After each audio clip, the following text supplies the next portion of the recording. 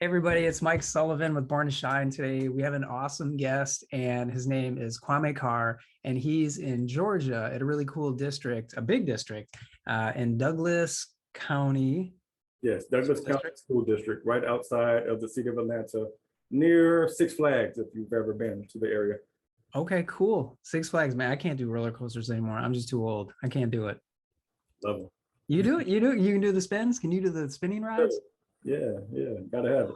Man, I feel like a grandpa all of a sudden, but anyway, this is back to you. It's all about Mr. Kwame Carr. So he's been gracious enough to take some time out of his busy schedule to hang out with us and share his wisdom and experience so we can all learn from him. So Kwame, thank you, man, for spending time with us. Hey, thanks for the invitation. I really appreciate it. Absolutely.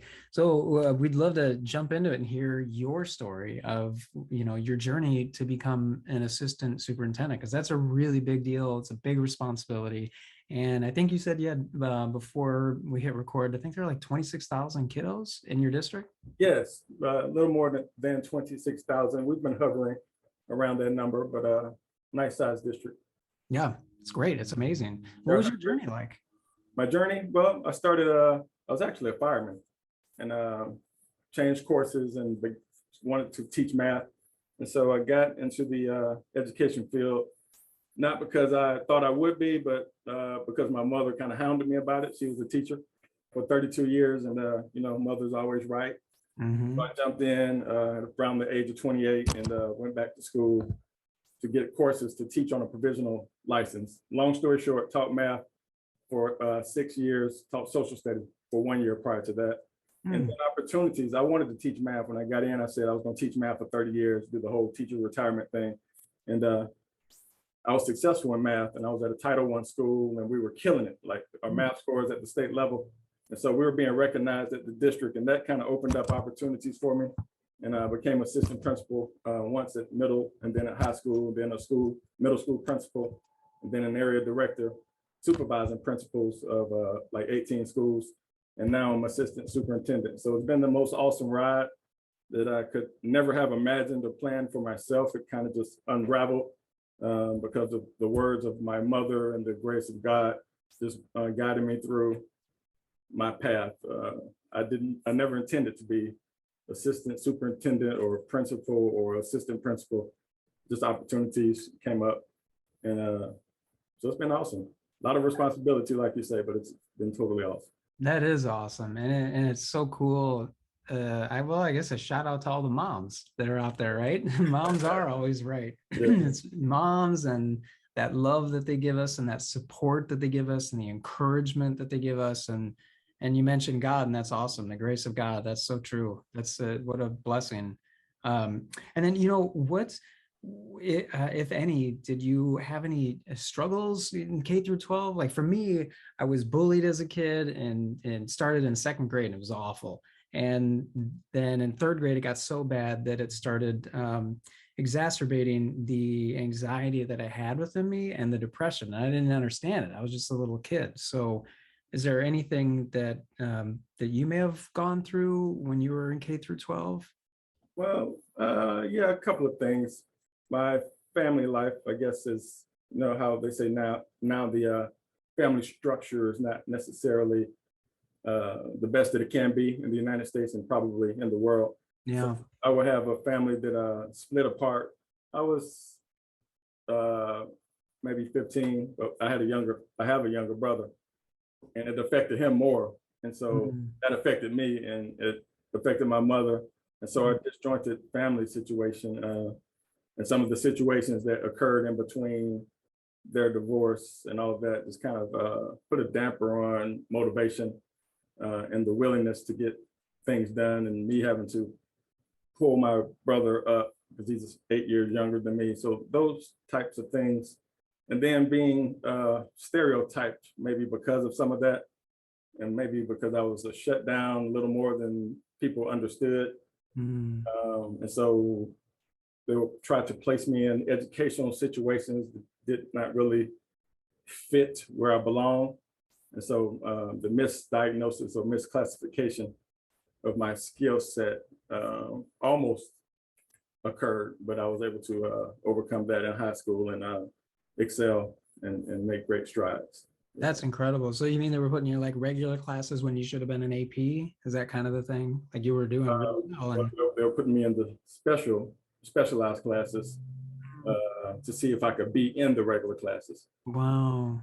Yeah. So there's just a lot that went into that.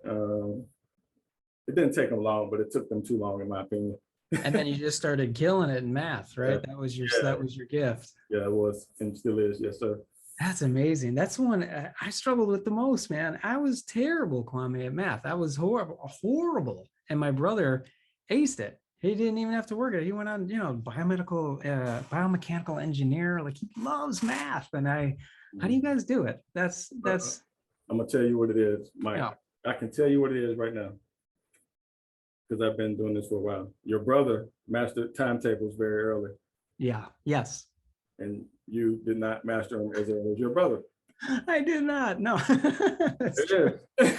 It's the timetables. That's all it was. Yes, it is. Yeah, yes, sir. Wow, man, I unbelievable. I promise you, that's what it is.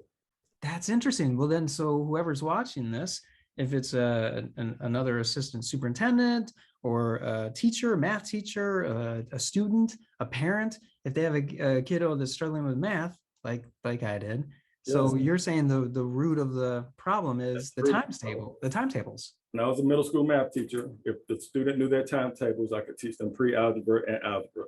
So if they did not know them, then I could still teach them, but they were always slower with the process, and they never had the best games and the best scores. Wow. Yeah. It all roots back to the timetable. How interesting. Third grade, which is third grade. There you go. Well, no wonder. That's when I was getting beat up and bullied in third grade. So the last thing I was thinking was timetables. I'm like, how do I survive? So cool. This is good to know. So if someone wants to really excel at math, that's it. Yeah. They're introduced in the second grade as arrays. You got rows and columns, and Right. 2 this way and 3 this way gives you 6. Yeah. And third grade, you're expected to know them. In the standards, you'll see the word know, which means basically to memorize. Some people say, oh, no, you don't want rote memorization, but they're actually in the standards. If you look up the word know, it's to basically memorize and just have it stuck in your mind. So yeah, that's what it was, Mike. That's incredible. Wow, that's really cool. Yeah. And then,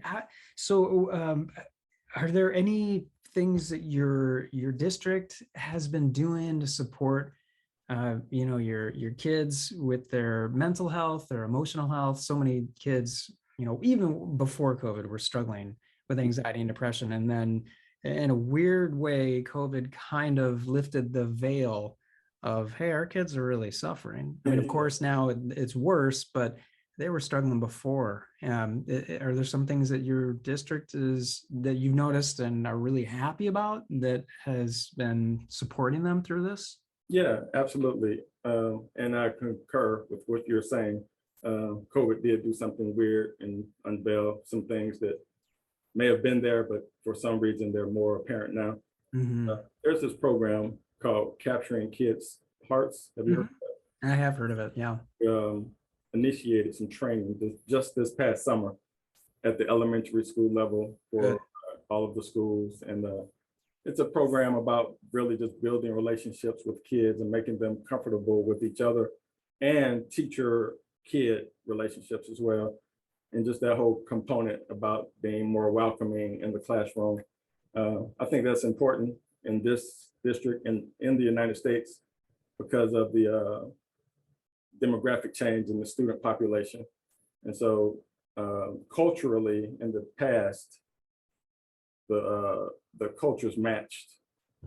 And when I say that, you have one culture teaching primarily the dominant culture, but now it's more of a hodgepodge of different people and nationalities.